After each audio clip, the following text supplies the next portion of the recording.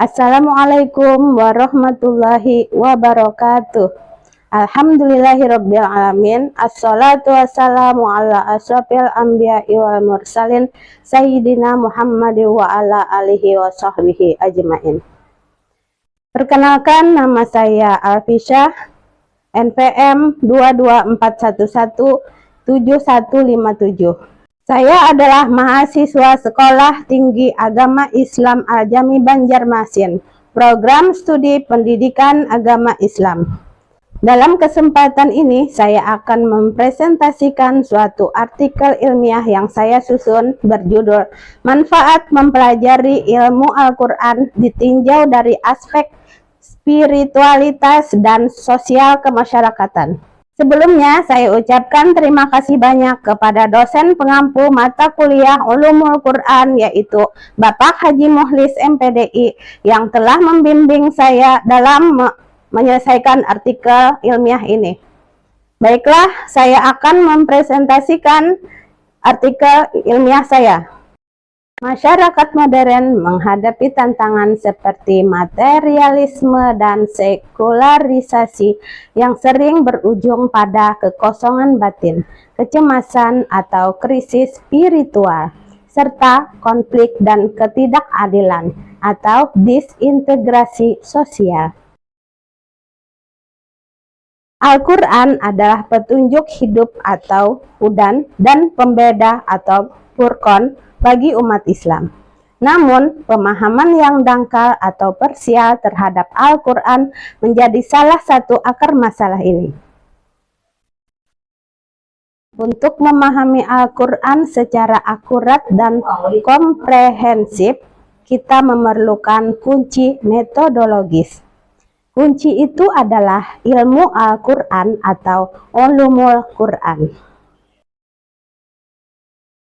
Video ini akan mengulas dua manfaat fundamental mempelajari ulumul Quran, yaitu untuk membangun spiritualitas individu dan kesejahteraan sosial kemasyarakatan. Apa sebenarnya ulumul Quran itu? Ulumul Quran secara harfiah berarti ilmu-ilmu tentang Al-Quran. Ini bukanlah satu ilmu, melainkan sekumpulan disiplin ilmu yang berfungsi sebagai perangkat analisis. Para ulama seperti Syekh Mana Khalil Al-Qotton mendefinisikan sebagai ilmu yang mencakup segala pembahasan terkait Al-Quran. Ruang lingkup pembahasan ulumul Quran yaitu: 1. Ilmu asbabun nuzul, yaitu sebab-sebab diturunkannya ayat. Yang kedua, ilmu nasikh wal mansukh, yaitu ayat yang menghapus dan dihapus. Yang ketiga, ilmu tafsir dan metodologinya, yaitu cara mentafsirkan ayat-ayat Al-Quran.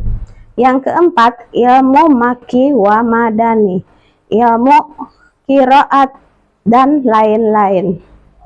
Penguasaan ilmu ini memastikan kita menafsirkan Al-Quran secara akurat, kontekstual, dan terhindar dari pemahaman yang dangkal atau subjektif. Manfaat aspek spiritualitas individu. Spiritualitas dalam Al-Quran berakar pada peniupan ruh Allah ke dalam diri manusia. Manifestasi ruh ini adalah nafs atau jiwa yang menjadi medan perjuangan spiritual. Al-Quran menjelaskan 3 tingkatan jiwa. Yang pertama, an-nafsul ammarah, yaitu jiwa yang mendorong pada kejahatan. Yang kedua, an-nafsul lawamah, yaitu jiwa yang menyesali kesalahan. Dan yang ketiga adalah an-nafsul mutmainnah, yaitu jiwa yang tenang atau damai. Tazkiyatun nafs atau penyucian jiwa. Tujuan spiritualitas adalah mencapai nafsul mutmainnah. Prosesnya disebut tazkiyatun nafs, yaitu penyucian jiwa. Ini adalah upaya membersihkan jiwa dari akhlak tercela seperti sombong, kikir, iri, dan mengisinya dengan akhlak terpuji. Al-Quran menjelaskan, sungguh beruntung orang yang mensucikan jiwa itu. Instrumen atau sarana tazkiyah dalam Al-Quran. Yang pertama, ibadah ritual, seperti zikir dan tilawah Al-Quran, berfungsi sebagai syifa atau penawar atau obat dan penenang hati. Yang kedua, sholat, mencegah perbuatan fahsyah, keji, dan mungkar. Yang ketiga, zakat dan sedekah, yaitu membersihkan jiwa dan kikir dan cinta dunia atau hubbud dunya. Yang keempat, shaum atau puasa, yaitu latihan mengendalikan nafsu untuk mencapai takwa. Yang kedua, ibadah akal atau tafakkur, yaitu merenungkan ciptaan Allah atau ayat kauriyah.